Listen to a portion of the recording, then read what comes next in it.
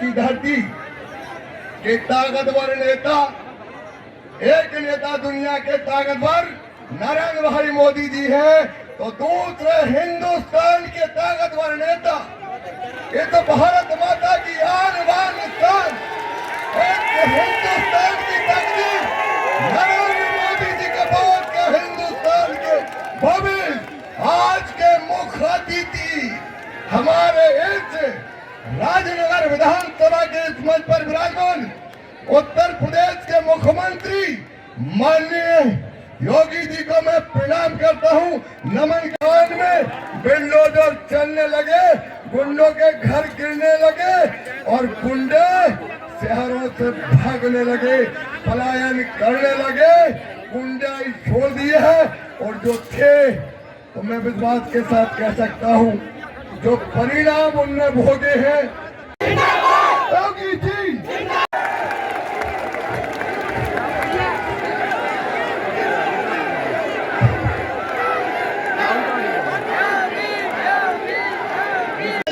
मेरा छोटा भाई अरविंद पटेलिया जी यहाँ चला है, उनको विजय श्री मिले और पड़ोस से चंदा थे पहली बार मिला है, उनको विजय श्री मिले, इसलिए बोलिए।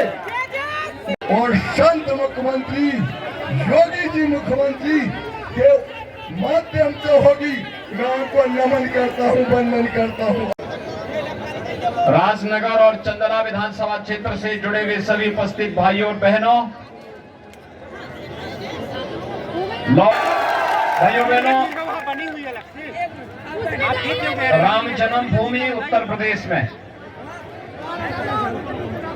लेकिन रामलला ने जब मंदिर अयोध्या में विदेशी आक्रांताओं ने,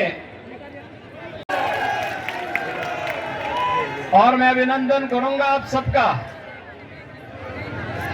कि प्रभु राम के दो पुत्र लव और कुश थे, उनके नाम पर आपने नगर पालिका परिषद का नामकरण ही लव कुश नगर कर दिया।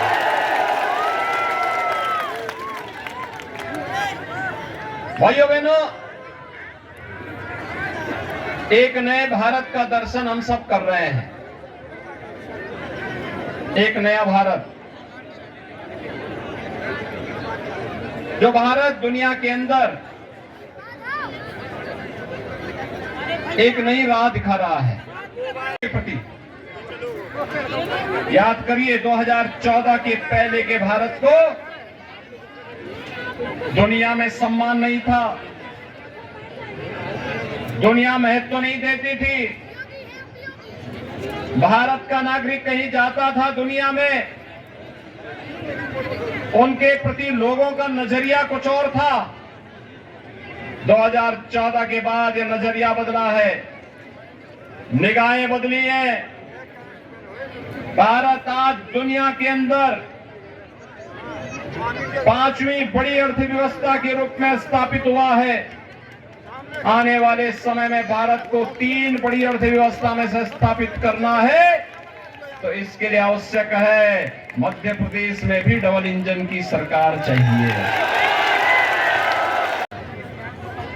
प्रतिदिन समाचार की सुर्खियां होती थी, हम लोग भी आए हैं यहाँ, लद्दाख में घुसपैठ, कश्मीर में घुसपैठ, कारगिल में घुसपैठ, हम लोग बैठे देश के लिए, प्रदेश के लिए, जनता जनार्दन के लिए, एक गरीब के लिए, एक किसान के लिए, एक नौजवान के लिए, माताओं और बहनों के लिए कांग्रेस एक समस्या है, और इस समस्या से ही मुक्ति करने के लिए चुनाव सबसे अच्छा अवसर होता है।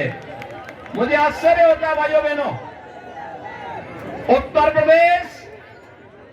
प्रदेश में 403 विधानसभा है। कितनी विधानसभा है?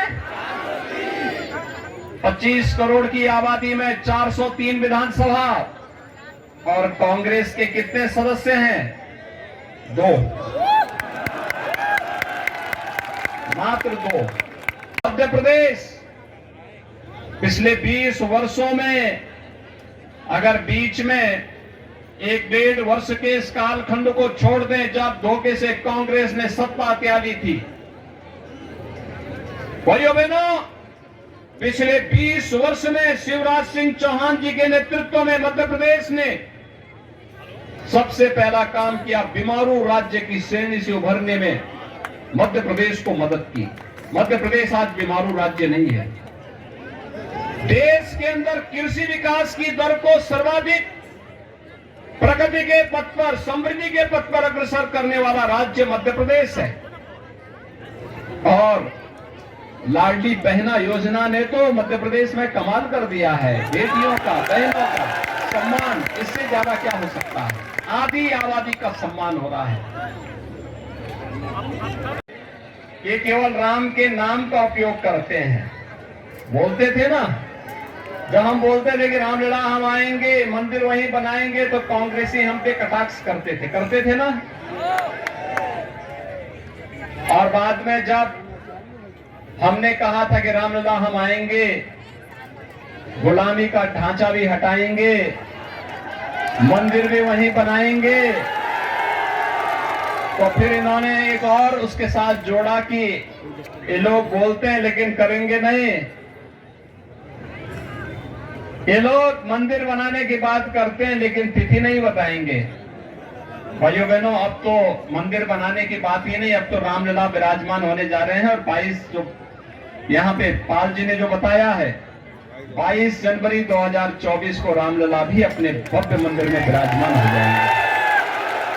अंदर जा करके सबक सिखाने का काम करने वाला हिंदुस्तान है। भाइयों बहनों, आज हमारा भारत विकास की एक नए प्रतिमान स्थापित कर रहा है। ये किस रूप में आपने देखा होगा, कैसे एक एक रूप से इंफ्रास्ट्रक्चर के लिए हाईवे बन रहे हैं, एक्सप्रेसवे बन रहे हैं, एयरपोर्ट बन रहे हैं, बड़े बड़े स्टेडियम, इंटरनेशनल स्टेडियम बन रहे हैं, एम्स बन रहे हैं, आईआईटी और आईएम बन रहे हैं, one district one medical college बन रहा है। और आम जनमानस की आशा और आकांक्षाओं के अनुरूप विकास की बड़ी बड़ी परियोजनाओं को मूर्त रूप दे करके इन युवाओं के रोजगार के अवसर सृजित करने के प्रयास हो रहे हैं। आवश्यकता है, यहाँ के अन्नदाता किसान की आवश्यकता है, यहाँ की बहन और यहाँ की बेटियों की आवश्यकता है। डबल इंजन की भारतीय जनता पार्टी की सरकार फिर से मध्य प्रदेश में आए। और इसीलिए आज मैं आप सबसे अपील करने के लिए यहां पर आया हूं। भाइयों बहनों, सुरक्षा की गारंटी भाजपा देगी। सुरक्षा का कितना बेहतर वातावरण, दंगे नहीं हो सकते, दंगा ही गायब, गौ तस्करी बैन, अवैध स्लॉटरिंग बंद। भाइयों बहनों, ये जो माफिया कांग्रेस की सरकार में पनपते हैं, कहीं भू माफिया, कहीं खनन माफिया, कहीं जंगल माफिया, कहीं गौ माफिया, भाजपा की सरकार के समय माफिया के लिए नहीं, आम जनमानस के लिए, आम जनमानस के उत्थान के लिए, उसके विकास के लिए, उसकी समृद्धि के लिए कार्य योजनाएं बनती है, उसे प्रभावी ढंग से आगे बढ़ाने का कार्य होता है। और उसको ही आगे बढ़ाने के लिए आज मैं यहां पर राजनगर विधानसभा क्षेत्र में और चांदना विधानसभा क्षेत्र के लिए अपील करने के लिए आप सबके बीच में आया हूं। भाइयों बहनों, विकास और समृद्धि ये डबल इंजन की सरकार की ताकत है।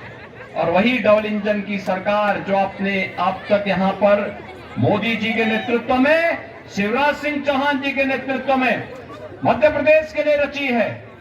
इस कथा को लगातार, इस गाथा को आगे लगा करके, आगे ले जा करके विकास के एक नए प्रतिमान के रूप में अपने आप को स्थापित करना है। और इसीलिए आज मेरी आप सबसे अपील करने के लिए मैं आपसे आया हूं, राजनगर और चंद्रा विधानसभा क्षेत्र के लिए। आप सब सहमत हैं डबल इंजन की सरकार के लिए? नवकुश नगर सब सहमत है ना? राजनगर और चंद्रा विधानसभा क्षेत्र के लोग सहमत है ना? सभी लोग सहमत हैं? जहां तक आवाज जा रही है, आज सायंकाल चुनाव प्रचार बंद, कल सायंकाल प्रचार बंद होगा और परसों एक दिन का बचेगा घर घर जाकर के कन्वेंसिंग करने का। इसके बाद 17 को चुनाव होना है।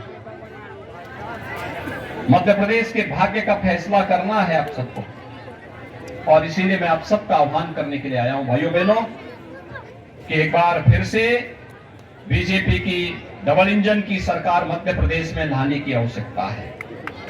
सभी लोग सहमत हैं? सभी सहमत हैं? श्री अरविंद पटेरिया को राजनगर से, श्री दिलीप अहरवार को चंदला विधानसभा क्षेत्र से कमल चुनाव चिन्ह पर। याद रहेगा ना? क्या कमल याद रहेगा ना? दोनों हाथ उठा करके मेरे साथ बोलेंगे, दोनों हाथ उठा करके, भारत माता की, भारत माता की, भारत माता की।